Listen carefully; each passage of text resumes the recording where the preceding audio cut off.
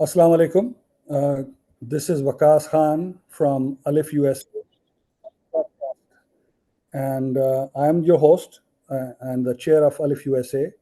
Our TechCast is the first one that we'll do once every month, and our first guest is a distinguished alumnus of UET, Mr. Kevan Khwaja, who is the co-founder of TechLogix, and we're going to talk to him about his journey and the technologies that he encompasses.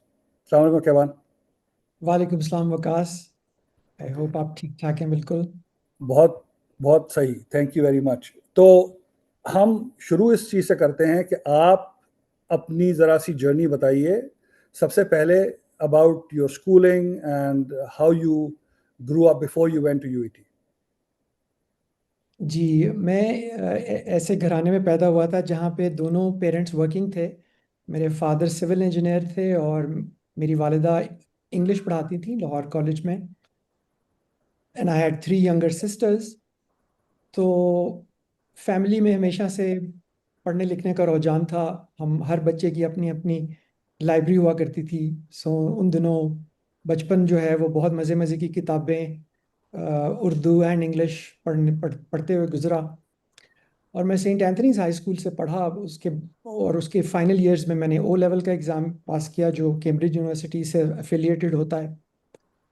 उसके बाद बहुत से मेरे दोस्त तो ए level पढ़ने HSN college चले गए, but I took a decision कि भाई मेरी लोकल एजुकेशन पाकिस्तान की, तो मैंने एफएससी का प्री इंजीनियरिंग में दाखिला लिया गवर्नमेंट कॉलेज लाहौर में।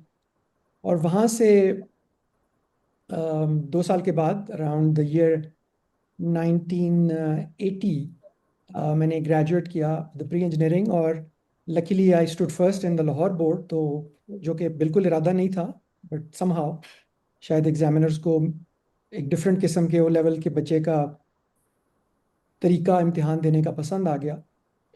और फिर मैं यूईटी 81, हमारा तकरीबन 1 साल ज़ाया हो गया था उन दिनों। वो मैं एक स्क्वॉश खेलता रहा। और बट जनवरी 81 में हमारा सेशन स्टार्ट हुआ सिविल इंजीनियरिंग का।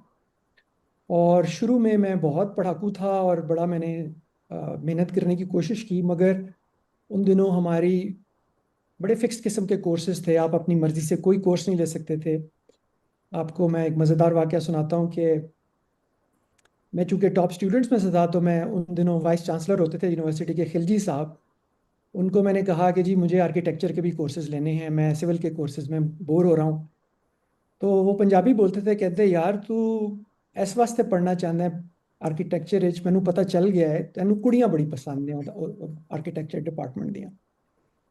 तो मैं उनका फेवरेट स्टूडेंट भी था, तो मजाक करते थे। बहरहाल उन्होंने कोशिश की, मगर वो यूनिवर्सिटी में ऐसे कोई रूल्स नहीं थे कि आप आर्किटेक्चर के। और मुझे बहुत शौक था कि मैं सिविल और आर्किटेक्ट, बिकॉज मुझे आर्किटेक्चर का वैसे मेरे फादर को भी शौक था। तो वो मैं नहीं पढ़ सका अनफॉर्चुनेटली। उन दिनों कोई ऐसे आप क्रॉस रजिस्टर नहीं कर सकते थे क्रॉस डिपार्टमेंट्स। बैचलर्स तकरीबन 1986 में ख़त्म हुई। मेरे अच्छे ग्रेड्स थे, तो दाखिला हो गया एमआईटी में। आई वेंट टू बॉस्टन और सिविल इंजीनियरिंग डिपार्टमेंट में मैं दाखिल हुआ। और मज़े की बात यह है कि मैं structural analysis, advance structural analysis, जिसमें फाइनाइट एलिमेंट एनालिसिस बहुत मशहूर था, non linear finite element analysis, मैं ये करने गया था। मगर पहले ही हफ्ते मेरा जो एडवाइज़र था, faculty adviser professor Robert Lozar, वो कहते हैं ये तो पुरानी चीज़ है, we have been doing this for a long time, तो अब तो हम नई नई चीज़ें करते हैं। तो मैंने कहा जी बताइए फिर मैं नई चीज़ क्या करूं जिसमें मुझे फंडिंग मिल सके। मेरे पास पैसे कम थे, सिर्फ पहले सेमेस्टर का खर्चा था। तो उसने कहा एक नया फील्ड है जिसमें हमें फंडिंग मिल रही है यूएस आर्मी से, उसको कहते हैं geographic information systems. So this was early days of GIS technology. सिर्फ 1-2 और यूनिवर्सिटीज़ थी जहाँ पे जीआईएस का काम स्टार्ट हुआ था। एक हार्वर्ड यूनिवर्सिटी थी, उसकी laboratory for special analysis and design. और एक और यूनिवर्सिटी थी जहाँ से ये स्टार्ट हुआ था ये फील्ड, बिकॉज एक प्रोफेसर थे, प्रोफेसर डेना टॉमलिन। उन्होंने सबसे पहले ये वर्ड कॉइन किया था, map analysis, to be able to digitally analyse maps. तो उनका एक फाउंडेशनल पीएचडी थीसिस था और मेरे प्रोफेसर ने मुझे वो पढ़ने के लिए दे दिया कि ये यहाँ से स्टार्ट है तुम्हारा, you know. And all of a sudden I got good grades in my first semester, और फिर मुझे यूएस आर्मी की तरफ से एक रिसर्च असिस्टेंट की पोजीशन मिल गई, जिसमें मुझे एकदम $1200 महीने के मिलना शुरू हो गए। और मेरे पास इतने पैसे हो गए कि मैं अपने घर वालों को $500 पाकिस्तान भेज देता था, क्योंकि मेरा गुजारा $700 में आराम से हो जाता था एमआईटी में। So I started earning at the age of 22 and बड़ा अच्छा एक्सपीरियंस रहा। और चूंकि जैसे सिर्फ ये 3 यूनिवर्सिटीज़ ये रिसर्च करती थी, we had all the kind of resources. मसलन मुझे मेरा प्रोफेसर मुख्तलिफ यूनिवर्सिटीज़ में भेज देता था अपना काम प्रेजेंट करने के लिए। So before graduating, you know, even यानी 1.5 साल में मैंने मास्टर्स कंप्लीट किया, I had presented my work at about 8 universities, including Stanford, including Carnegie Mellon. और मेरा फाइनल थीसिस जो था वो उसकी प्रेजेंटेशन के लिए उसने मुझे भेज दिया। नासा की लैब है मिसिसिपी में, नेशनल स्पेस टेक्नोलॉजी लैब। तो you know, for a student यहाँ जो बिल्कुल कोर्सेज करता है, उसको ग्रेड्स मिलते हैं, से 1-1.5 साल के अंदर आपको ट्रांजिशन कर दें एक रिसर्च की तरफ। और इन एसेंस मैं अगर आपको एक्सप्लेन करूं कि वो काम क्या था, वो काम इस तरह था कि basically numerical modelling of physical systems, which means कि आपने जियोग्राफी जो है, टेरेन की जियोग्राफी, और उसके ऊपर जो weapon systems various US army के हैं, जिसमें स्ट्रेट फायरिंग वेपन्स हैं या प्रोजेक्टाइल वेपन्स हैं, उनको मॉडल करना है, उनकी फायरिंग पैटर्न्स को, और देखना है कि कौन कौन से एरियाज जो हैं टेरेन के ऊपर वो हिट किए जा सकते हैं by these various weapon systems, so that the military planners can design their firing ranges. क्योंकि उसमें एनवायरमेंटल एस्पेक्ट्स भी होते हैं कि भाई जहाँ ये इतनी ज़्यादा टेस्टिंग हो रही है, वहाँ पे एरोजन तो नहीं हो जाएगी सॉइल की, और डेवस्टेशन तो नहीं कॉज हो जाएगी उन एरियाज में, जिससे कोई कोई और जियोग्राफिकल इशू हो सकता है इन नेबरिंग टाउन्स व्हाटएवर। तो वो जो एक्सपीरियंस था वो इतना इंटरेस्टिंग था कि I had never applied, it was like moving from mathematics to to the real world, all at the same time going back and forth. Applied, हाँ अप्लाइड भी हो गया।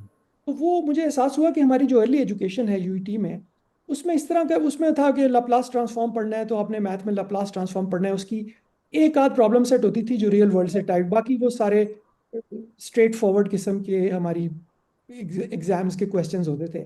और यहाँ ऑल ऑफ अ सडन तो मुझे उसकी प्रैक्टिस नहीं थी। तो व्हाट आई फाउंड वाज कि जो मेरा प्रोफेसर था जिसके साथ मैं रिसर्च कर रहा था, उसके पास इतनी पावर थी उसके दिमाग में that he could go from a math to real world and back to the math, like back and forth in in in a matter of 15 seconds. And और मैं स्लो ग्रास्पर था, मुझे टाइम लगता था उसकी बातों को फॉलो करने में। But that was an eye opener कि एक हमारी एजुकेशन के अंदर हम ऐसा क्यों नहीं करते कि हम अपनी मैथमेटिक्स और फिजिक्स की जो फाउंडेशन है पाकिस्तान में, अगर अगर वो जिस तरह पढ़ा था अपनी बचपन में, अगर मैंने वो उस तरह पढ़ा होता तो फिर मुझे टाइम ना लगता इतना कैचअप करने में इस तरह की टेक्निक्स के लिए। और बहरहाल that was a very good experience. And उसको after that I found a job in Boston. Job मेरी बड़ी डिफरेंट थी। It was entirely working for a very high end consulting company, जहाँ हर कोई अरमानी के सूट्स पहनता था और everybody was extremely well dressed. Everybody was young. Most of the boys came from MIT and Harvard, and most of the girls were from Cornell. So it was like a melting pot of young people, 200 people company. Or all of a sudden, from a researcher, the transition to the business world was a very shocking transition in the sense कि हमारे मुझे जो project दिया गया वो था American airlines का एक मेंटेनेंस सिस्टम का सॉफ्टवेयर लिखना था हमारी टीम ने। और उस दौरान मेरी मुलाकात भी हुई एक मौके पे विद रॉबर्ट क्रैंडल, जो बहुत सेलिब्रेटेड, जिस तरह जेमी डायमंड जेपी मॉर्गन के आजकल सीईओ सेलिब्रेट होते हैं, उस ज़माने में अमेरिकन एयरलाइंस के जो सीईओ थे वो बहुत ही मशहूर सीईओ थे। तो उनसे भी मिलने के आधा पौना घंटे में जो उनकी इंसाइट्स थी मिली। तो इस तरह के एक्सपीरियंस बड़े मुख्तलिफ रहे as a researcher. And then और जो भी आप उसके बाद मैंने किया अपनी लाइफ में, उसमें मेजर इम्पैक्ट उन 2 इयर्स का था जो मैंने अमेरिका में जॉब की। मैं और करना चाहता था, मगर पाकिस्तान में मेरे वालिद साहब की हेल्थ ख़राब हो गई, उनको हार्ट अटैक हुआ, और मैं, चूंकि मेरी 3 छोटी बहनें थी, सो आई टुक एन इमोशनल डिसीजन कि उस वक्त ये नहीं सोचा कि पाकिस्तान में क्या करना है। And I ended up in Pakistan, you know, just because my father's health had deteriorated. और फिर यहाँ पर आके थोड़ा सा इमोशनल डिसीजन था, बट थोड़ी सी डिप्रेशन हो गई वो कि भाई करूँ क्या यहाँ पे। उन दिनों कुछ खास जॉब्स अवेलेबल नहीं थी फॉर पीपल लाइक मी। तो 2 महीने मैं घर बैठा बस मक्खियाँ मार रहा था कि मेरे फादर ने कहा कि नहीं, तुम्हारी तरह के लोग ना, एक नई यूनिवर्सिटी खुली हुई है यहाँ पे, Lahore university of management sciences, LUMS. और ये लम्स के इनिशियल ईयर्स थे। एंड मैं वहाँ गया, मेरा 6 प्रोफेसर्स ने मेरा इंटरव्यू किया for half a day, and I ended up as a research assistant, research associate at LUMS, working with Professor Zahoor. Or yeah, so all of a sudden I was back in academia. But LUMS में मेरा एक तो ये था कि तनख्वाह बहुत कम थी, 6,600 रुपये से मैंने स्टार्ट किया। उन दिनों बड़े सेलिब्रेटेड उसके ओरिजिनल जो फाउंडिंग वाइस चांसलर थे, वसीम अजहर, उनको मैंने कहा कि इसमें तो 2 ट्राउजर्स नहीं आती वसीम। वो कहने लगे कि आप तुम अमेरिकन ट्राउजर्स खरीदना छोड़ दो ना, पाकिस्तानी कपड़े पहना करो। तो दैट वाज इंटरेस्टिंग। मगर लम्स को मैं तकरीबन 6 महीने के बाद छोड़कर मैंने अपनी पहली कंपनी बनाई सॉफ्टवेयर की। और हुआ ये कि लम्स में उन दिनों इतना पेस नहीं था रिसर्च का, टीचिंग पे ज़्यादा जोर था। तो जिस पेस पे मैं अब काम करने का आदी था, मुझे वहाँ पर इतनी आज शायद मैं लम्स ज्वाइन करूँ तो बहुत ज़्यादा एडवांस्ड अपॉर्चुनिटीज़ हैं, मगर उन दिनों 2 बजे के बाद मेरे पास कोई काम नहीं होता था। And I was not use to, I was always a hyper active worker.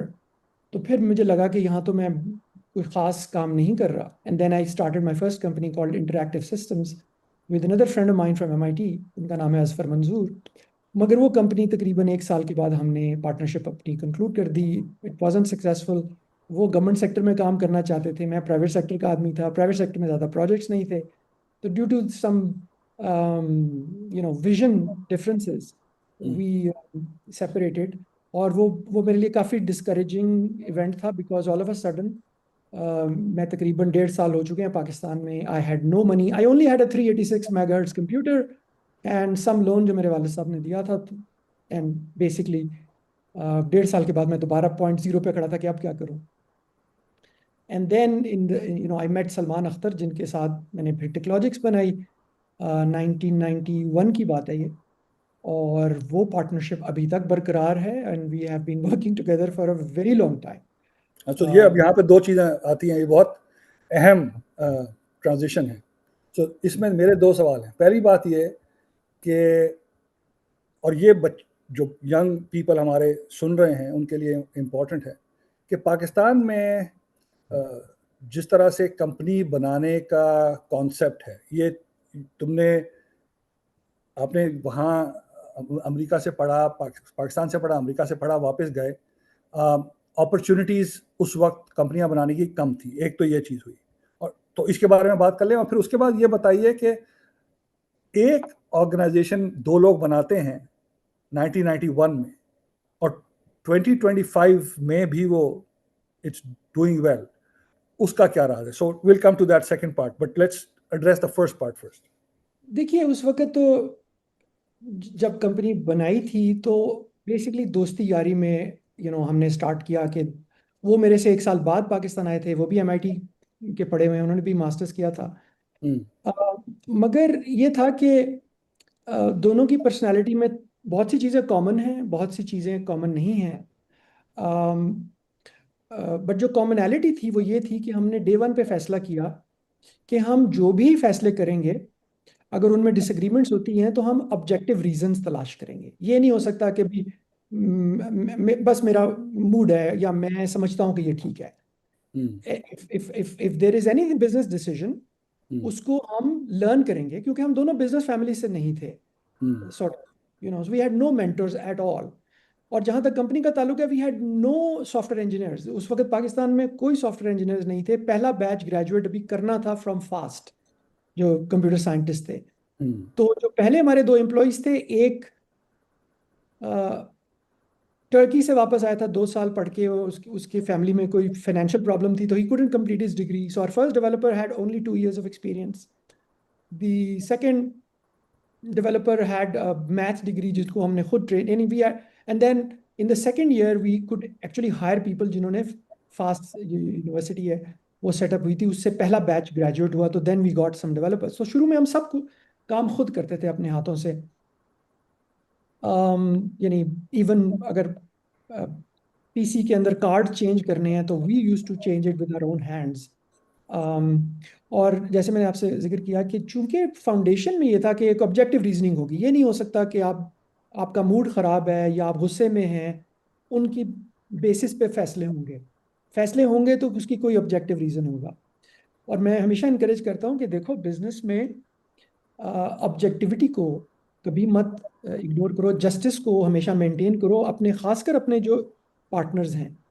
और उसमें ये होता है कि आपको नहीं मालूम होता कि कौन सा पार्टनर किस वक्त आपको हेल्प करेगा कंपनी को एग्जिस्टेंशियल थ्रेट के तौर पे. मैं इससे मुराद ये है कि अगर तो आप अपने जो स्टार्टअप के पार्टनर्स हैं या जिनके साथ आप काम करते हैं, अगर आप उनको उस इंस्टेंट के तौर पे देखते हैं कि अच्छा इन्होंने 3 महीने में क्या कंट्रीब्यूट किया, तो फिर झगड़े शुरू हो जाते हैं कि मैं तो ये प्रोजेक्ट मैं लेकर आया था, आप तो ये ही नहीं है, आपका रोल तो सिर्फ टेक्निकल है, टेक्निकल लोग तो बहुत हैं. ऐसे नहीं है, अच्छे टेक्निकल लोग भी नहीं होते. सो आपको एक दूसरे की स्ट्रेंथ्स को मैक्सिमाइज करना है और अपनी, अगर आप वीक हैं तो आपके पार्टनर को उन वीकनेस को कवर करने का जज्बा. So you are maximising the potential of that union without competing with each other and understanding each other's vulnerabilities कि कौन सी चीज़ है जो आपकी वीक है. आप जब आप बल्कि वकास इस तरह देखिए कि मैं अक्सर लोगों को कहता हूँ कॉर्पोरेट एनवायरनमेंट में कि आप एक्चुअली अपने कोवर्कर्स के साथ ज़्यादा टाइम स्पेंड करते हैं देन योर इवन वाइव्स और फैमिलीज. आप दिन में 8-10 घंटे उनके साथ. सो आप जो मर्जी कर लें, उनको आपकी नेचर पता चल जाती है, आपकी स्ट्रेंथ पता चल जाती है, आपकी वीकनेसेस पे आप सॉर्ट ऑफ ट्रांसपेरेंट हो जाते हैं उनके सामने. आप एक एक्टिंग महीना कर सकते हैं मैक्सिमम, दूसरे महीने आप एक्टिंग से मुराद है कि अगर आप में कोई वीकनेस है आप उसको एडमिट ना करें और कहें कि ये वीकनेस आप में नहीं है. सो आपको बहुत ट्रांसपेरेंटली ऑनेस्ट होना पड़ता है अपने बिजनेस पार्टनर्स के साथ, ये बहुत जरूरी, और अपने कॉलीग्स के साथ. और इसको दिल में से निकाल देना चाहिए कि हम किसी तरह से मनूवर करके कामयाब हो जाएंगे. यानी यू नो इसको पहले एड्रेस करें और शुरू में ही पता चल जाना चाहिए कि अच्छा अगर तुम में ये वीकनेस है, तुम ये ना, अब मेरी प्रेजेंटेशन तुमसे बेहतर है, मैं प्रेजेंटेशन दे दूंगा, तुम ये काम कर लो. तो इस तरह डिवाइड एंड कॉन्कर करें, कंपीट ना करें. अगर कंपीट आप अपने आप में ही कंपीट करने लगे तो फिर you won't be able to kind of compete with other entities outside your enterprise. तो ये मेरा मैसेज है. मैं और सलमान कभी कंपीट नहीं करते, हम एक दूसरे की स्ट्रेंथ्स और स्ट्रेंथ्स को मैक्सिमाइज करने की कोशिश करते हैं, वीकनेस को कवर करने की कोशिश करते हैं, ताकि उस कोलैबोरेशन का आउटपुट जो है वो स्ट्रेंथ मैक्सिमाइजेशन है.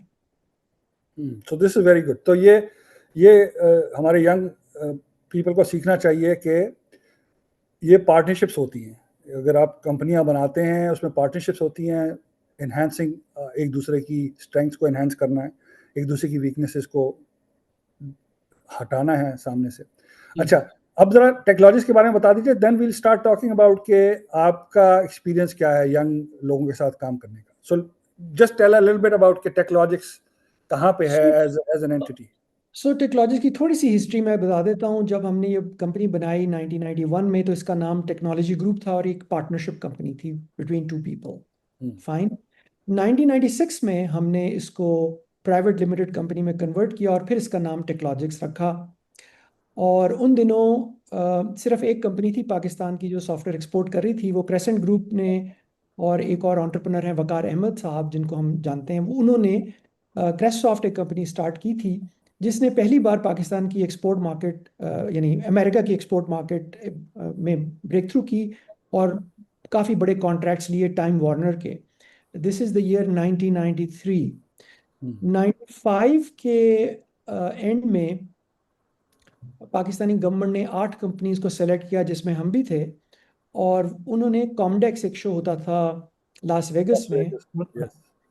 उसमें पार्टिसिपेट किया और मुझे मौका मिला to share booths with systems limited के जो चेयरमैन है Ejaz Hussain was with us, Umar Murshid Karachi से, रॉडनी रहमान जिनकी वफात हो चुकी है अनफॉर्चुनेटली, वो पीट मार्विक को हेड करते थे. So these were big people. मैं तो छोटा बच्चा था उनके मुकाबले में. And we ended up in November 1995 exhibiting our companies at Comdex, और वहाँ से फिर हमें थोड़ी सी ब्रेक थ्रूज मिली. और आई थिंक सिस्टम्स लिमिटेड को भी ब्रेक थ्रू उसी इवेंट से मिली, हमें भी छोटा सा काम वहाँ से मिला. एंड आप समझिए कि लार्जर एक्सपोर्ट स्टार्ट हो गई थी 1996 में, जिसमें और भी कंपनीज पार्टिसिपेट कर रही थी. और हमारा हमेशा स्ट्रेंथ ये था कि हमें पता था कि हम अच्छे इंजीनियर्स हैं, और हमने अपने इंजीनियरिंग कल्चर को बरकरार रखा है थ्रू आउट. सो ये नहीं होता, आज हम बहुत डिफरेंट किस्म की कस्टमर प्रोफाइल के लिए काम करते हैं, जिसमें बड़े बैंक्स हैं. 50% के करीब हमारा रेवेन्यू सिर्फ बैंकिंग इंस्टीट्यूशन से आता है, जो पाकिस्तान में तकरीबन 17 बैंक्स हैं जो हमारे कस्टमर्स हैं. टोटल बैंक्स ही 30 के करीब है. We work for banks in Saudi Arabia, Dubai, Abu Dhabi, Egypt, Lebanon. So हमारा एक बैंकिंग, और अमेरिका में हमारे 2 बड़े बैंक्स कस्टमर्स हैं.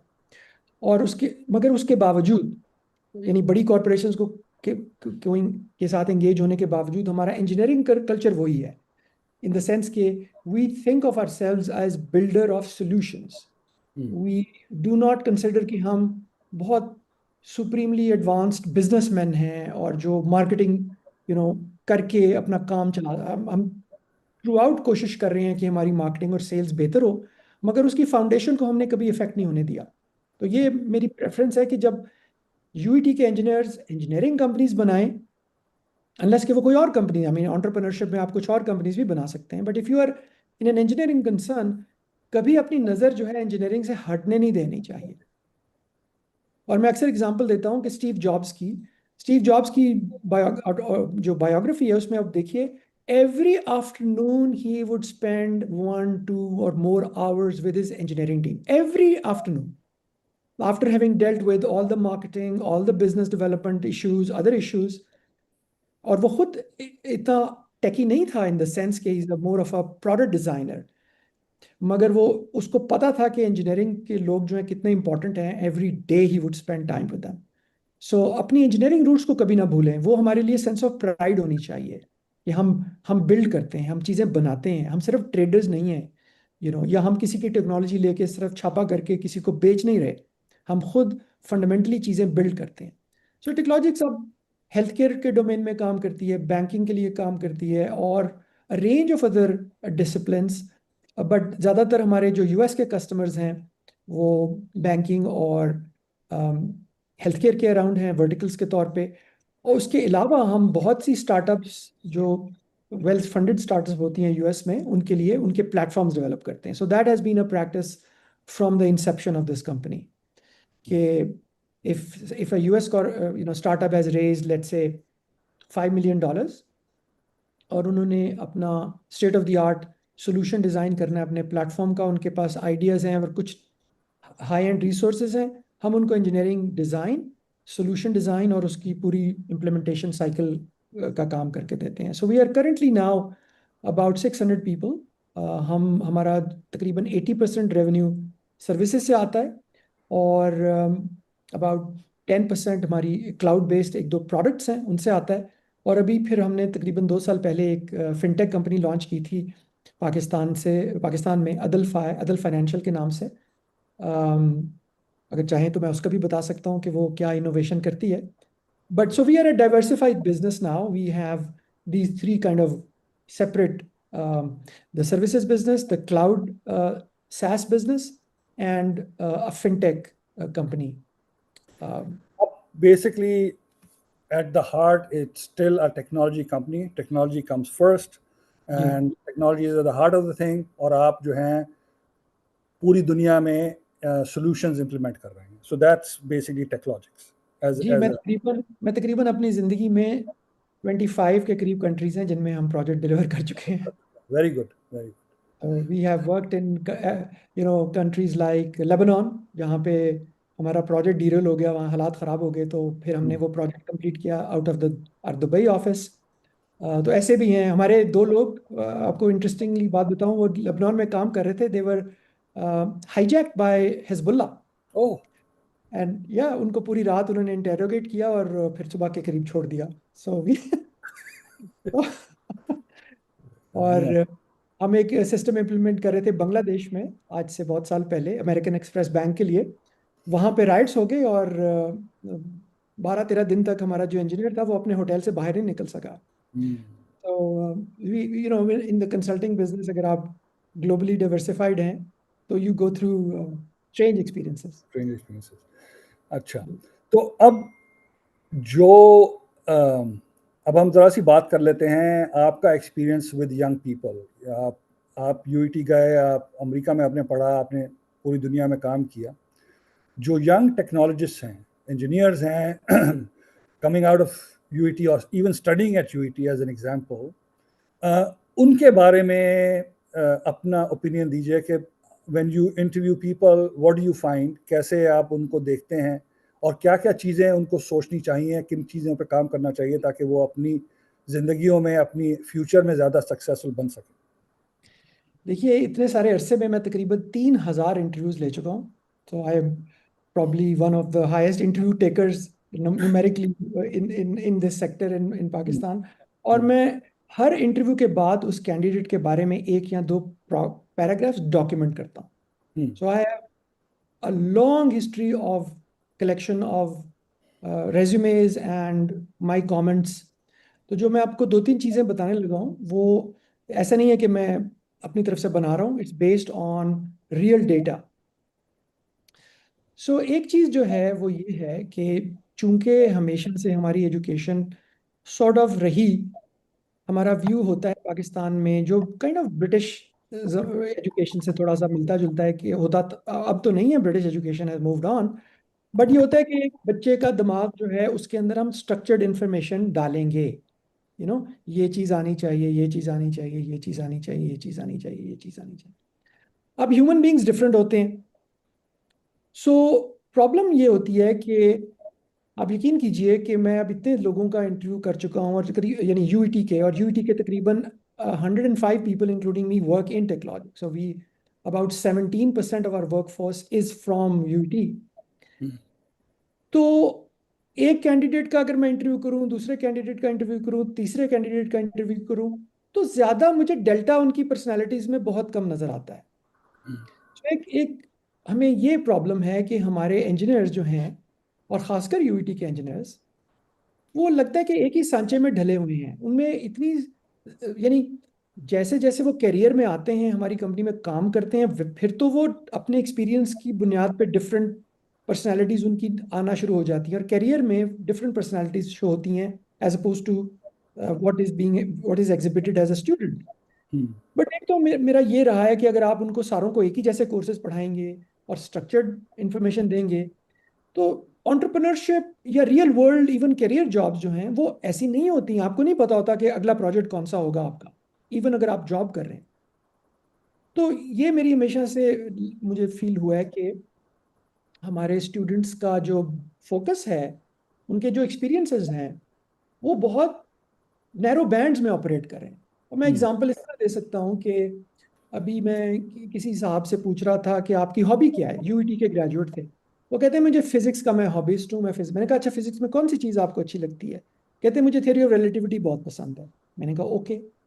सिंपल सा सवाल पूछा कि how would you differentiate the conceptual difference between Einstein's definition of gravity as oppose to Newton's definition of gravity. और वो मुझे डेफिनेशंस में फॉरन जंप करके चले गए कि डेफिनेशंस इस तरह होती हैं। मैंने कहा नहीं नहीं, मुझे सिर्फ कंसेप्चुअल डिपार्चर बताया आइंस्टाइन का।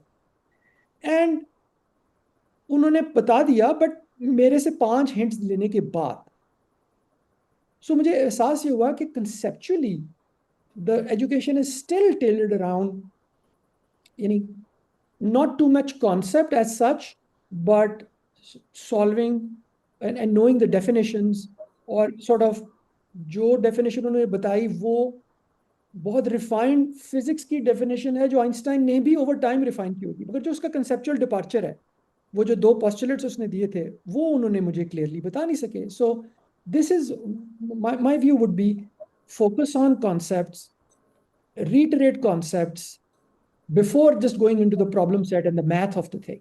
Number one. Number two, experiences को diversify करने के लिए courses की choices बढ़ाइए और बढ़ाइए जो भी है. You know, let people develop their liberal arts skills also. क्योंकि entrepreneurship में या job में सिर्फ ये नहीं होता कि आपने ये टेक्नोलॉजी के कोर्सेज लिए हुए हैं. आपको डाइवर्स सेट ऑफ स्किल्स की जरूरत है. आपकी कम्युनिकेशन स्किल्स अच्छी अच्छी नहीं होती हमारे यूटी के ग्रेजुएट्स की. और देखिए, और वो समझते हैं कि इसमें इंग्लिश स्पीकिंग स्किल्स की बात होती है. नहीं, बात अमेरिका में कौन से लोग बहुत हर कोई अच्छे एक्सेंट्स में बोल रहा होता है. बट प्रिसिजन, मसलन अगर आपको सवाल पूछा गया है तो मुझे कई बार रिस्पॉन्स आती है 5 मिनट लंबी. दैट्स नॉट व्हाट मैं आपसे एक प्रिसाइज आंसर मांग रहा हूँ. और इंटरव्यू में वो चूंकि उनको प्रिसाइज आंसर क्लियरली सोचा नहीं होता, तो फिर वो एक लंबी, जिस तरह एफएससी के इम्तिहान में लोग एक्स्ट्रा शीटें लगा रहे होते हैं मार्क्स लेने के लिए, तो अक्सर औकात यूटी के ग्रेजुएट से एक लंबी कहानी, सवाल बड़ा सिंपल है, आंसर भी सिंपल है, मगर उसको बताने के लिए आपको 3 मिनट की तकरीर करनी पड़ रही है. This is not on, this is not. America for example एक नहायत प्रिसाइज सोसाइटी है. स्पेशली अगर आप इंजीनियर हैं तो आपको और भी प्रिसाइज होना है. आपको लिबरल आर्ट्स की स्पीच करने या कोई ऐसे लिखने तो नहीं स्पेशलाइज कर रहे ना. You are trying to specialise in optimal solutions to problems, to real world problems. And if you can't think clearly about architectures, about and having a kind of a precise conversation with your colleagues or your customers, तो वो अगले लोगों के पास इतना time नहीं है कि आपकी लंबी कंफ्यूज किस्म की डिबेट सुन सकें इस किस्म की. तो एक तो ये है. अच्छा, एक एक चीज़ जो मैं अक्सर लोगों से पूछता हूँ, और हमारे ज़माने में भी वकास आपको याद होगा कि बहुत कम बच्चे जो थे वो बुक्स पढ़ते थे. और अब तो इंटरव्यूज में लोग ये कहना शुरू हो गए हैं कि बुक्स तो वेस्ट ऑफ टाइम है, अब तो हम पॉडकास्ट 10 मिनट पॉडकास्ट या कोई ब्लॉग पढ़ लेते हैं. You know, so it's like instead of trying to figure out कि बुक्स क्यों इंपॉर्टेंट है, तो मैं आपको अपनी वर्जन बता देता हूँ जो मैं लोगों को बताता हूँ कि देखें, बुक्स इसलिए इंपॉर्टेंट हैं कि अगर आप लर्न कर रहे हैं अपनी पर्सनल जर्नी से थ्रू लाइफ, आप किस घर में पैदा हुए, आप इस्तिज़ा कौन थे, आप किस स्कूल गए, आप यूटी गए, आपके टीचर्स कौन थे, क्या पढ़ा आपने. तो ये आपकी जर्नी है जिसके अलॉन्ग आप लर्न कर रहे हैं, टेक्निकल चीज़ें भी लर्न कर रहे हैं, इंटरेक्शन ऑफ विद पीपल भी लर्न कर रहे हैं. मगर बुक्स जो हैं वो आपका सिर्फ इकलौता जरिया हैं, other than may be movies, जिससे आप किसी और शख्स की जो जर्नी है थ्रू लाइफ, उसके एक्सपीरियंसेस को अंडरस्टैंड करते हैं. तो किताब सिर्फ ये नहीं है कि जी अच्छा मैंने इंटरव्यू देने के लिए, मेरे पास ऐसे भी लोग आते हैं जिन्होंने ज़िंदगी में सिर्फ 2 किताबें पढ़ी होती हैं जो अपने इंटरव्यू में, अगर उनसे मैं पूछूं कि आपने तीसरी किताब कौन सी पढ़ी, तो वो नहीं पढ़ी होती. तो पता चल जाता है कि सिर्फ इंटरव्यू की तैयारी में के लिए उन्होंने एक आध किताब पढ़ी होती है कि हमसे पूछेंगे लोग. No, the real thing is every book that you read is somebody else's journey through life. And वो आप बैठे बैठे अपनी जर्नी से तो नहीं. सो फॉर एग्जांपल, डॉक्टर्स कैसे ऑपरेट करते हैं, लॉयर्स कैसे काम करते हैं, उनकी फिलॉसफी क्या है, पॉलिटिशियंस कैसे ऑपरेट करते हैं, उनको क्या स्किल्स होनी ज़रूरी हैं, उनके दिमागों में क्या चल रहा होता है, ये आपको बुक्स के थ्रू पता चलता है. और ये इसलिए ज़रूरी है कि हमारे कस्टमर्स ऐसे होते हैं, हमारे कस्टमर्स की मोटिवेशन इस किस्म की होती हैं. हम कभी किसी लॉ फर्म के लिए काम कर रहे होते हैं, तो कभी हेल्थ केयर में किसी हेल्थ केयर इंश्योरेंस कंपनी के लिए काम कर रहे होते हैं. So that diversity of sources of learning prepares you for dealing with all kinds of customers जिनसे आपने बाद में इंटरेक्ट करना है. और अगर आपने वो चीज़ें स्किल्स डेवलप ही नहीं की, how do you expect to go to an investment banker and try to get $1 million का प्रोजेक्ट. वो कहेगा आप तो मेरे साथ, आप तो मेरी मेरी जो स्ट्रेटेजिक ऑब्जेक्टिव्स हैं मेरी कॉरपोरेशन के, वो तो आपको समझ ही नहीं आ रहे. तो इसलिए मैं कहता हूँ कि बुक्स जो हैं वो सिर्फ ये नहीं है कि उसमें आपको स्टोरीज मिलेंगी, वो स्टोरीज आप उन एक्सपीरियंस की स्टोरीज हैं जो दूसरे लोगों की हैं, जहाँ तक आप नहीं पहुँच सकते. ये मेरा एक मैसेज है कि इस तरह अपनी अपनी understanding of life, understanding of customers को डाइवर्सिफाई करने की कोशिश करें. by reading more books. बहुत अच्छे. So obviously technology, vision, clear thinking, preciseness about ji using your language, ये सारी चीज़ें अहम हैं. जो ग्रेजुएट्स आते हैं आपके पास इंटरव्यू करने, आपने कहा आपके पास से 100+ यूईटी ग्रेजुएट्स हैं, उनमें obviously हर किस्म के, there are some which are top level students, some sort of mid level, all of that. उसके अंदर what are the things that you would suggest to students that are there right now, besides the stuff that we just talked about, किस चीज़ पे वो concentrate करें to be ready for the workforce, either going and working for somebody or actually doing their own thing and creating a new company? देखिए, एक बहुत बड़ा difference आ चुका है जब विकास आप और मैं पढ़ते थे और अब जिस एनवायरनमेंट में लोग पढ़ रहे हैं. और वो डिफरेंस क्या है, सोर्सेज ऑफ लर्निंग एक्सप्लोड कर गई हैं. हमारे ज़माने में तो ये हालत थी कि जब मैं पहले सेमेस्टर में अपनी बुक्स को इशू करवाने के लिए पहुंचा लाइब्रेरी में, तो पता चला कि हॉस्टल के जो लड़के हैं वो उन सबको इशू करवा के जा चुके हैं and there are no books left. And all of a sudden समझ नहीं आई कि अब क्या करें. फोटो कॉपीज करवाते फिर रहे थे हम, और फोटो कॉपीज इतनी बुरी होती थी कि दिल ही नहीं करता था पढ़ने के लिए, वो इतना फजूल मटेरियल होता था उनका. तो इस तरह हमारे 4 साल गुजरे. आज तो आपके पास दुनिया जहान की रिसोर्सेज हैं. आपके पास कोर्सेरा जैसे और स्टैनफोर्ड के और एमआईटी के ऑनलाइन कोर्सेज हैं. आपके पास 1-1 घंटे के लेक्चर्स हैं of some of the top people in the world, जिनको आप कभी देखें ना. हमारे ज़माने में हमारी learning was limited to the top teachers that we had. और हमारे, अगर मैं काउंट करूं तो जो अच्छे टीचर्स थे, they were no more than 6 or 7 in the entire 4 year, जो इंस्पायरिंग टीचर्स थे. बाकी अच्छे टीचर्स थे, ऐसा नहीं है कि उनको अपना फील्ड नहीं आता था. बट कुछ टीचर्स होते हैं जिनके साथ इंटरेक्ट करने में एक मेंटरिंग रिलेशनशिप डेवलप होती है. ठीक है ना. वो they were not just teachers, they were mentors, but they were no more than 6 or 7. आज आप टैप कर सकते हैं into successful people, knowledgeable people, उनकी स्टोरीज, उनके experiences. You can use YouTube. मैं, अब यकीन कीजिए वकास, मेरी आईज जो है थक जाती हैं इस एज में. मेरे जो टॉपिक्स ऑफ लर्निंग है, मैं इतने वीडियोस देखता हूँ ओवर द वीकेंड्स कि मेरी बीवी कह रही है कि आप अपनी आईसाइट लूज कर जाएंगे अगर आप, because it's an explosion of knowledge. तो ये है कि स्टूडेंट्स को इन डाइवर्स सोर्सेज को टैप करना है. आप, अब तो लोकल कंपनीज है जो इंटर्नशिप्स हमारी कंपनी में एट एनी टाइम तकरीबन यूईटी के 4-5 लोग इंटर्नशिप्स ऑल द टाइम कर रहे होते हैं. I mean the total interns we have is nearly 25 to 30 people in our offices in Karachi, Lahore and Islamabad. But कम से कम 4-5 लोग यूईटी से हर वक्त होते हैं. और and we are one of the many companies in Pakistan in doing this. So अगर आप रीच आउट करें, आपको इंटर्नशिप्स मिल सकती हैं. बट अगर नहीं भी मिलती, the experiences that you can get from all of these sources, तो ये बहुत बड़ी. इनफैक्ट मैं अक्सर मजाक करता हूँ कि आपको याद होगा कि एक ज़माने में डिजिटल डिवाइड की बात होती थी कि जी कुछ लोगों के पास इंटरनेट होगा और वो लोग आगे बढ़ जाएंगे, और कुछ लोग जो हैं उनको, मेरे ख्याल में इंटरनेट ने, और मैं समझता हूँ कि internet is a bigger thing than AI. Okay, internet is the biggest revolution that mankind has ever seen. उसने जो कुछ डिलीवर किया है मैनकाइंड को, वो अनबिलीवेबल है. It's just incredible. आप देख रहे हैं, और उसको टैप करें, उसके ऊपर सोर्सेज को आइडेंटिफाई करें. मैं एक कोर्स ले रहा था as a hobbyist. Stanford university का ऑनलाइन कोर्स था on special theory of relativity. मेरा भी शौक है फिजिक्स में एज अ हॉबीस्ट. तो उसमें कुछ पाकिस्तानी स्टूडेंट्स ने जो कोर्स ले रहे थे ना, उन्होंने अपना एक छोटा सा ग्रुप बना लिया था. कोर्सेरा आपको अलाउ करता है.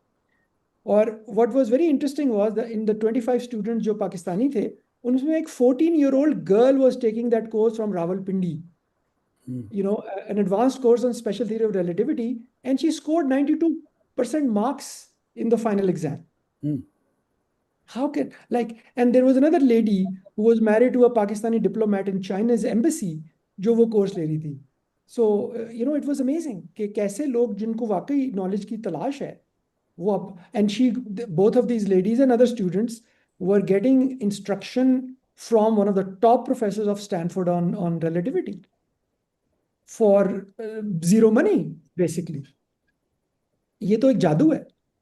तो अब ये जादू आपके इर्द गिर्द हो रहा है, तो आप इसको टैप करें। So I think that is the biggest source जो कि आप और अब जनरेटिव एआई, चैट जीपीटी और इन टूल्स की वजह से आपकी productivity of accessing knowledge dramatically improve कर गई है। पहले जो गूगल की सर्च होती थी आज से 5 साल पहले, उसके अंदर आपको आपकी काबिलियत पर डिपेंड करता था कि आपको कौन सा लिंक आपको सही इंफॉर्मेशन देगा। अब वो कोलेटेड क्यूरेटेड इंफॉर्मेशन की quality in a chat GPT response या Google Gemini response is way high to get to the very pertinent content, जिसमें जिसको पढ़ के या देख कर आपकी कैपेबिलिटी ड्रामेटिकली इंप्रूव कर सकती है। तो ये आप लोग तो लकी हैं, जो आजकल की जनरेशन है, it is way more lucky than we were in at this age. बिल्कुल, ये बात बहुत अहम है कि तरीके और रास्ते बहुत सारे खुल गए हैं। इस वक्त कोई किसी के पास कोई कबाहत नहीं होनी चाहिए कि भाई मेरे पास ये चीज़ जो है, ये इल्म जो है मेरे से दूर है, क्योंकि आपके पास दुनिया आपके डोर स्टेप पे है और आपको उसको इस्तेमाल करना आना चाहिए। तो जितना आप अब काम करेंगे तो उससे आप सीखेंगे। अच्छा, तो अब ये तो हो गया यंग बच्चों का जो कि कर रहे हैं। अब हम ज़रा सी बात करते हैं इस बारे में कि अगर जो लोग अपनी फाइनल ईयर में हैं, जॉब्स ढूंढ रहे हैं या सोच रहे हैं कि कोई कंपनी बना लें, दोनों पैथ्स हैं। और आई थिंक मैं सिलिकॉन वैली में हूँ, आप बॉस्टन में हैं। यहाँ पे एक बहुत बड़ा एक एम्फेसिस है to go and create new company, नई कंपनियां बनाएं, एंटरप्रेन्योरशिप में जाएं, 4-5 लोग जमा हों, डिफरेंट तरीके से उन चीज़ों को आगे बढ़ाएं and then make huge companies. इसमें बिल गेट्स जो था वो हार्वर्ड से छोड़ के जाता है और $1 ट्रिलियन कंपनी बना देता है। इसी तरह से और कई लोगों ने किया। तो हमारे यहाँ लाहौर में या पाकिस्तान में अभी तक वो कॉन्सेप्ट हम आहिस्ता आहिस्ता इंट्रोड्यूस कर रहे हैं, बट ये कि उसमें ज़रा सी पॉसिटी है। तो आपके हिसाब से उन दोनों चीज़ों के बारे में कैसे सोचना चाहिए? सबसे पहले तो ये है कि आजकल जो रुझान या जो हॉटेस्ट ट्रेंड है एंटरप्रेन्योरशिप का, उसके उसके ऊपर जंप करने से पहले आपको अपनी सेल्फ अवेयर होने की ज़रूरत है। और हर एक को एंटरप्रेन्योर बनने की ज़रूरत नहीं है। आपको पहले ये सीखना है कि अल्लाह मियाँ ने आपको कौन सी कैपेबिलिटीज़ दी हैं, आप कौन सी चीज़ इंजॉय करते हैं। मेरा एक कज़न है जो नॉन स्ट्रक्चर्ड वर्कर है, वो जॉब नहीं कर सकता, उससे काम, वो अपनी क्रिएटिव उसकी कैपेबिलिटी है। वो दिन के सुबह 2 बजे उठता है, यानी दोपहर को, और उस तरह अपनी ज़िंदगी गुजार रहा है और कामयाब है। और काफ़ी कामयाब है अपने फील्ड में, ही इज़ एन आर्टिस्ट। तो पहले आपने ये फिगर आउट करना है कि एंटरप्रेन्योरशिप आप उस परसेंटेज में लाइक करते हैं जो जिनका रुझान एंटरप्रेन्योरशिप की तरफ नेचुरली है। वरना आप एक फैशन के तौर पे जाएंगे, एक बज़वर्ड का ट्रेंड समझकर, और फिर आपको बहुत तकलीफ होगी। ठीक है। सो मुझे याद है कि मैं पहले एक उस्ताद बनना चाहता था, मैं पढ़ाना चाहता था। तो एक दिन मेरी वालिदा मुझे बुला के कहती हैं कि वान, ये तुमने क्या रट लगाई हुई है, तुम अच्छे टीचर नहीं बन सकते। वो खुद प्रोफेसर थी। मैंने कहा अम्मी, आपको कैसे, आप क्या क्यों कह रही हैं, मैं तो हमेशा से ये ड्रीम रखता हूँ जिस तरह आप टीचर हैं मैं एक टीचर बनूं। कहती है तुम में पेशेंस नहीं है, तुम इम्पेशेंट हो और तुम बड़े सेल्फिश हो। एक टीचर कभी ना इम्पेशेंट हो सकता है ना सेल्फिश हो सकता है। उसने अपने अपने स्टूडेंट को इल्म पास करना है, उसके लिए उसको वो अगले शख्स की नालायकी से डील करना है, उसको पेशेंस चाहिए, उसको एक सर्विस का जज्बा चाहिए। और एक एंटरप्रेन्योर तो ग्रीडी होता है, उसने तो अपने इंटरेस्ट को देखना होता है। सो फर्स्ट एडवाइस मेरी तरफ से ये है, डू योर सोल सर्चिंग और अपनी जो नेचर से मुताबिकत रखने वाला फील्ड है वो अपनाइए। अब आते हैं, अगर आप वाकई एक एंटरप्रेन्योरियल जज्बा रखते हैं और उस टैलेंट को आप मैक्सिमाइज करना चाहते हैं, तो पाकिस्तान में कुछ प्रॉब्लम्स हैं जिनका मैं जिक्र कर देता हूँ, उनसे आपको अवेयर होने की ज़रूरत है। एक रीज़न है जिसकी वजह से हमारा फेलियर रेट बहुत हाई है पाकिस्तान में बनिस्बत बाकी मुल्कों के, खासकर अमरीका के मुकाबले में। और वो फेलियर रेट इसलिए है कि हमारी इकॉनमी जो है वो इतनी बड़ी नहीं है और वो इतनी तेज़ी से एक्सपैंड नहीं कर रही। तो जो अमेरिकन बच्चा है वो जैसे ही ग्रेजुएट करता है, उसका जो इकोसिस्टम है उसमें इतनी ज़्यादा ट्रांजैक्शंस हो रही होती हैं, इतनी ज़्यादा प्रॉब्लम्स क्रिएट हुई होती हैं कि उसको अपना रास्ता मिल भी जाता है, कि अपॉर्चुनिटी भी मिल जाती है कि ये प्रॉब्लम है आसानी से मिल जाती है, और दूसरी उसकी स्केल बहुत बड़ी है। वो मसलन अगर वो प्रॉब्लम सॉल्व कर लेता है तो उसको स्केलिंग करने में बहुत आसानी है। अगर आप पाकिस्तान में कंपनी स्टार्ट करते हैं तो पहले तो चूंकि इकॉनमी इतनी बड़ी ही नहीं है, उसके अंदर इतनी चीज़ें ही नहीं हो रही होती। मैं आपको एग्जांपल देता हूँ। आज का मुझे नहीं पता कि आजकल यह है, पर कुछ साल पहले तक पाकिस्तान में एक टिपिकल ट्रांजैक्शन है एसीएच ट्रांजैक्शन, वो नहीं होती थी बैंकों में। शायद आज भी नहीं होती, मुझे बिल्कुल इल्म नहीं है कि आजकल वो अनेबल हुई है कि नहीं। और वो एसीएच ट्रांजैक्शन अमेरिका में क्या करती है कि आप किसी को ऑथराइज करते हैं, वो आपके बैंक अकाउंट से पैसे विदड्रॉ कर सकते हैं फॉर क्रेडिट कार्ड बिल और समथिंग एल्स, या बिजली का बिल। ठीक है। सो अब चूंकि वो ट्रांजैक्शन है ही नहीं पाकिस्तान में, या अभी भी उस पर काम हो रहा होगा, तो उस वजह से जो प्रॉब्लम्स उससे एसोसिएटेड हैं वो पाकिस्तानी इकोनॉमी में फेस ही नहीं करनी पड़ती।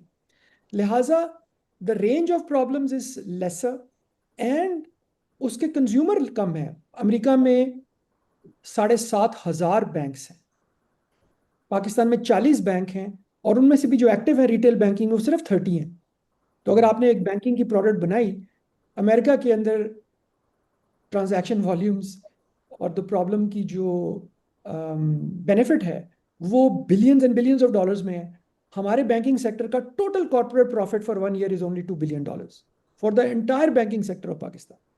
सो you have to be aware कि ऐसा ना हो कि आपने प्रॉब्लम तो कोई टारगेट की, मगर उसकी मार्केट ही जो है वो छोटी है पाकिस्तान में, तो फिर आपको फाइनेंशियल, आप बेशक $5 मिलियन की वेंचर कैपिटल ले लें, आप उस वेंचर को पाकिस्तान में स्केल नहीं कर सकते। उसके लिए मैंने अक्सर लोगों को एडवाइस किया है कि आपको रीजनल मार्केट्स की भी प्लान डे वन पे होना चाहिए। कि अमेरिका अगर आप अपनी सोल्यूशन को नहीं ले जा सकते तो कम से कम आप यूएई में, अबू धाबी में जो रीजनल मार्केट्स हैं, और अब बांग्लादेश भी एक नई मार्केट ओपन हो गई है क्योंकि they are looking very favourably upon Pakistanis now after very long time, तो उनको भी स्टडी करें और कोशिश करें कि आपकी वेंचर सिर्फ पाकिस्तान स्पेसिफिक ना हो। अगर वो शुरू में पाकिस्तान में कामयाब होती है तो फिर आपका ट्रांजिशन इनटू रीजनल मार्केट्स बहुत आसानी से हो या क्लियर हो आपके दिमाग में, और आपने वो कैपिटल रेज किया हो। अदरवाइज ये बिल्कुल सही है कि आप दुनिया का बेहतरीन प्रोडक्ट बना लें, मगर अगर खरीदने वाले ही 25-30 हैं तो you will have a problem returning profit to the investor. So ये है जो चीज़ें मेरे ख्याल में सबसे इंपॉर्टेंट हैं before you just say I want to be an entrepreneur and just assume कि भाई अच्छा आप मिलियंस ऑफ डॉलर्स कमा लेंगे in the Pakistani market. That's not happening. और हमारे मुल्क के जो प्लानर्स हैं उनको बहुत ज़रूरी है कि ये सोचने की कोशिश करें कि हमारी ट्रांजैक्शन वॉल्यूम्स, हमारी कंट्री जो अब 2-3% पे ग्रोथ रेट पे है, if you look at a country like Indonesia, 300 million people population, growing at 5 to 6% for the last 20 years, predictably.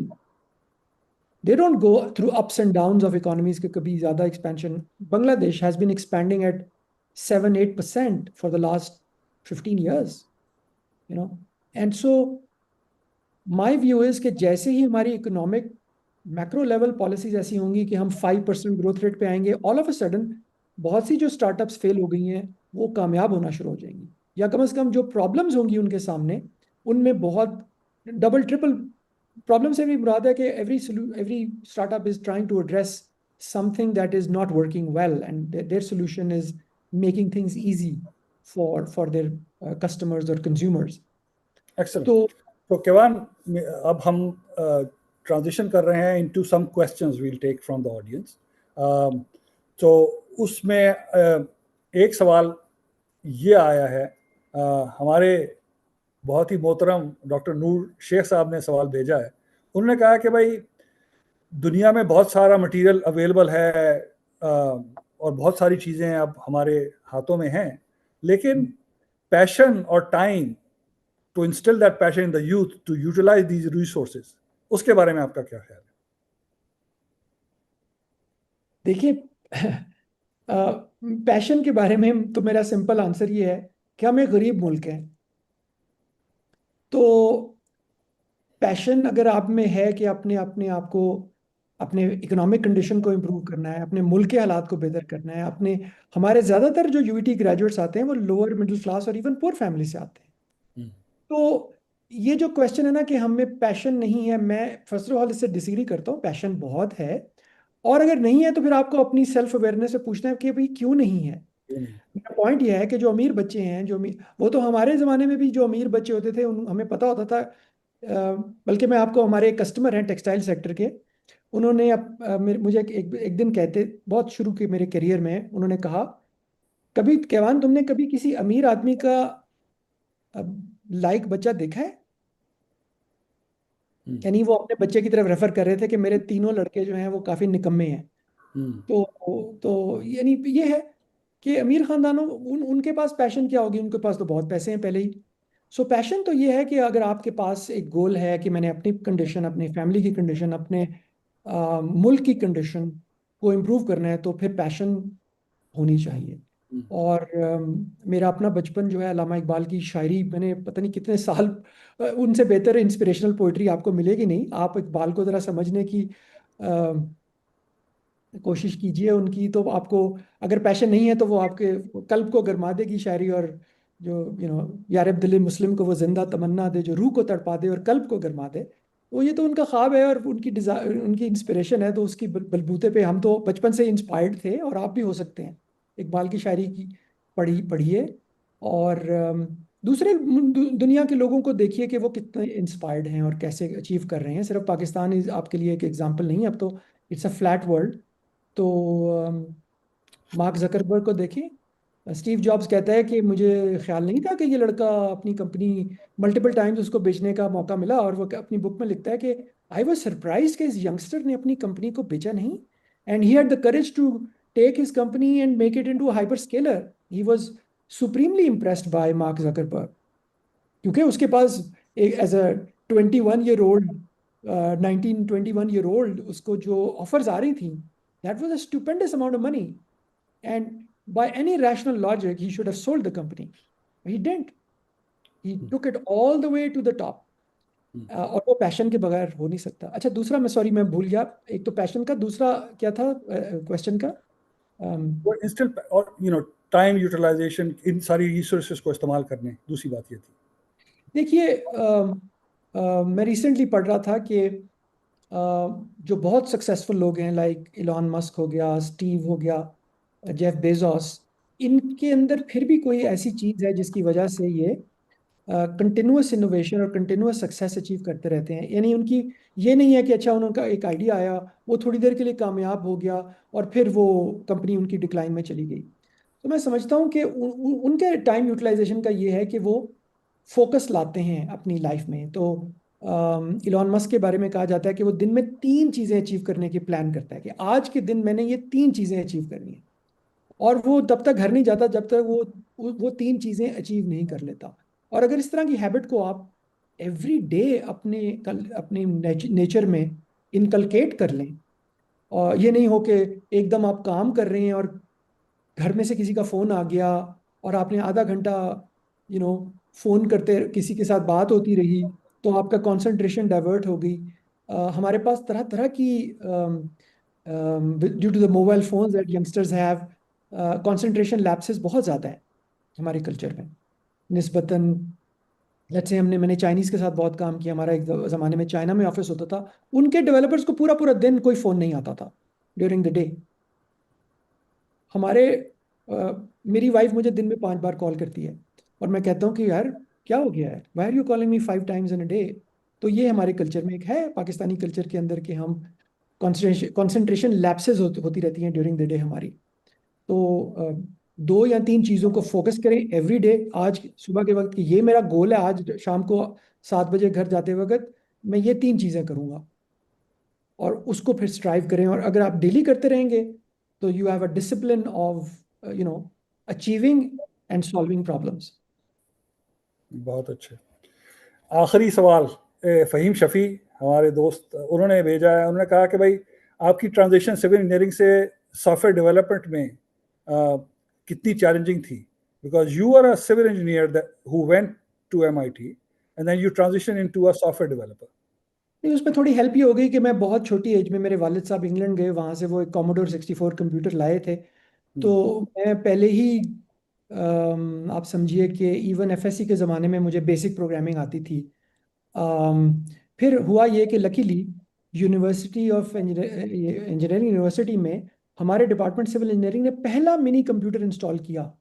और मेरा दो और जो मेरे कॉलीग्स थे, 3 प्रोजेक्ट जो पहले यूईटी के अंदर हुए सिविल इंजीनियरिंग डिपार्टमेंट में जिसमें सॉफ्टवेयर लिखा गया, that was the first time we had a software related engineering project, so we were just lucky that way. देखिए, अब तो टेक्नोलॉजी, सॉफ्टवेयर या एआई ये सॉर्ट ऑफ एक प्लेटफॉर्म बन गई हुई है। और इसके अंदर अब आप ये नहीं कर सकते कि इस प्लेटफॉर्म को अंडरस्टैंड ना करें। अगर आप माइनिंग भी पढ़ रहे हैं तो आपको जेनरेटिव एआई आपको बहुत ज़्यादा हेल्प कर सकती है आपके फील्ड में, आपकी करियर एडवांसमेंट में। So everybody does not necessarily have to become a programmer. मैं मैंने प्रोग्रामिंग की है और तकरीबन 6-7 लैंग्वेजेस में। बट अगर आपका फील्ड और आप फुल ट्रांजिशन नहीं भी करना चाहते तो आप जो ऐसी टेक्नोलॉजीज यूज़ कर सकते हैं जिससे आप सॉफ्टवेयर इस्तेमाल करेंगे और अपनी डिज़ाइन में, अपनी प्रोडक्ट के या अपने फील्ड में आप बहुत कुछ अचीव कर सकते हैं। और फिर फाइनली अगर आप डाइवर्स इंटरेस्ट रखते हैं तो फिर आपको सिर्फ टेक्नोलॉजी तो नहीं सीखनी, आपने तो मल्टीपल चीज़ें सीखनी हैं। So programming is not very difficult to learn. अगर आप चाहें तो ऑनलाइन कोर्सेज लेके, यानी बहुत से म्यूज़िक मेजर्स को जानता हूँ जो यूनिवर्सिटी में म्यूज़िक पढ़ रहे होते हैं और उनको प्रोग्रामिंग भी साइड पे आ रही होती है। So you very good. Kevan, बहुत बहुत शुक्रिया आपको वक्त लेने का। बहुत ही इनग्रोसिंग कॉन्वर्सेशन थी आपके साथ, और अपनी इंसाइट्स आपने शेयर की। आई एम श्योर कि हमारे यंग बच्चों को इससे बहुत ज़्यादा मदद मिली होगी।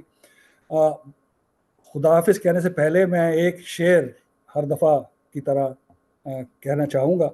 हमारे एक बहुत मोहतरम हैं इफ्तिखार आरिफ साहब, उनका एक शेर है, मिट्टी की मोहब्बत में हम आशुफ्ता सरों ने, मिट्टी की मोहब्बत में हम आशुफ्ता सरों ने वो कर्ज उतारे हैं कि वाजिब भी नहीं थे। इंशाल्लाह we'll come back to you in a month with a new great person, and TechCast will continue. Thank you very much. Khuda Hafiz. बहुत शुक्रिया। खुदा हाफिज।